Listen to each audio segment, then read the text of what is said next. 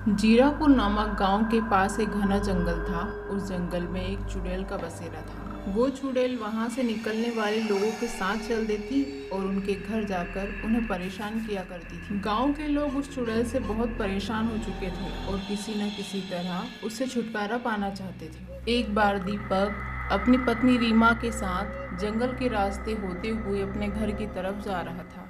उन्हें चलते चलते काफ़ी रात हो चुकी थी। जिस रास्ते से वो दोनों जा रहे थे वो रास्ता बड़ा ही सुनसान और भयानक सा लग रहा था। उन्हें दूर दूर तक कोई भी नज़र नहीं आ रहा था।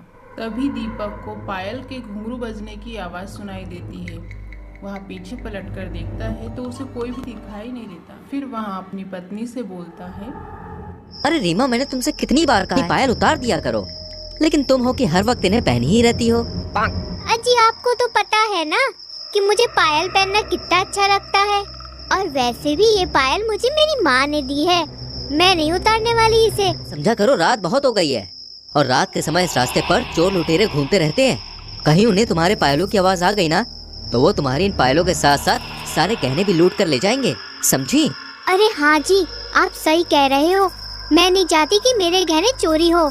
मैं अभी अपनी पायल उतार कर अपने थैले में रख लेती हूँ। रीमा अपनी पायल को उतार देती है और फिर से दोनों चलना शुरू कर देते हैं। लेकिन थोड़ी ही दूर जाने के बाद फिर से उन्हें उस पायल के बजने की आवाज़ सुनाई देती है। अरे रीमा, तुमने तो अपनी पायल उतार ली है, फिर ये छन छन की आवाज कहाँ से आ रही है? लगता है कोई हमारा पीछा कर रहा है। अजी, ये आप क्या बोल रहे हैं? मुझे तो कोई आवाज नहीं आ रही। और देखिए, पीछे तो कोई भी नहीं है।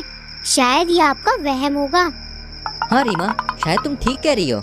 मैं भी पता नहीं क्या क्या सोचने लगा था। ऐसा बोलने के बाद वे दोनों वहाँ से चल देते हैं और कुछ देर बाद में ही वो अपने घर पहुँच जाते हैं। फिर रात होने के बाद वे दोनों अपने कमरे में सोने के लिए चले जाते हैं। तभी रीमा को कुछ आवाज़ें सुनाई देती हैं। वो अपने पति से बोलती है, अरे सुनिए जी, लगता है घर पर कोई घुस आया है। मुझे पायल की आवाज आ रही है। अरे रीमा, सारे खिड़की दरवाजे तो बंद है, जरूर कोई बिल्ली या चूहा घुस आया होगा। तुम जाके देख लो, मुझे सोने दो। रीमा अपने रूम से निकलकर बाहर वाले रूम में देखने जाती है तो उसकी आंखें फटी की फटी रह जाती हैं। उसके सामने एक भयानक सी चुड़ैल थी जो उसे घूर घूर कर देखे जा रही थी। उसे देखते ही रीमा जोर जोर से चिल्लाने लगती है, अरे चुड़ैल, चुड़ैल! सुनिए जी, जल्दी उठिए, हमारे घर में एक भयानक चुड़ैल है। उठिए, जल्दी उठिए। अरे रीमा, तुम फिर आ गई। लगता है तुम मुझे सोने नहीं दोगी। चलो दिखाओ, कहाँ है तुम्हारी चुड़ैल? दीपक भी उसके साथ चल देता है और जाकर देखता है तो सच में भी वहाँ एक भयानक सी चुड़ैल खड़ी हुई थी। बचाओ, बचाओ! वो दोनों बहुत तेज चिल्लाने लगते हैं।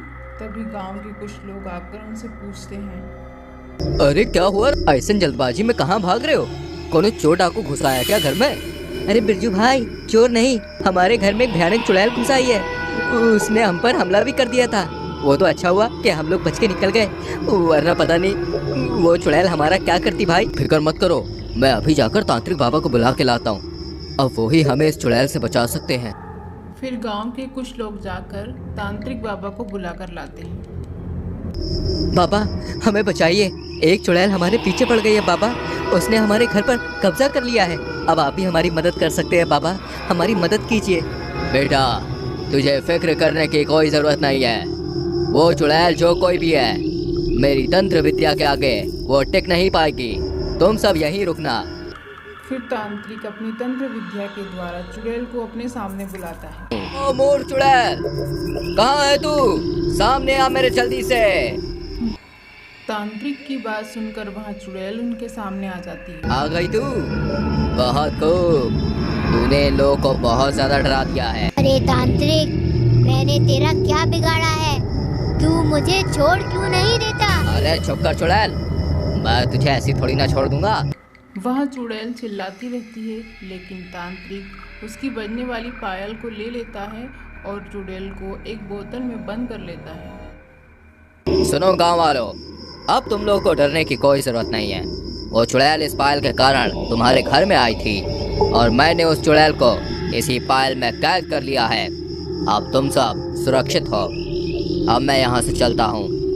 तांत्रिक बाबा उस चुड़ैल को कैद करके अपने साथ ले जाते हैं। उसके बाद वह चुड़ैल कभी भी उस गांव में नहीं आ पाती है और सारे गांव के लोग हंसी खुशी से जीवन व्यतीत करने लग जाते हैं। इस तरह की कहानियों के लिए आप हमारे चैनल को लाइक और सब्सक्राइब जरूर करें।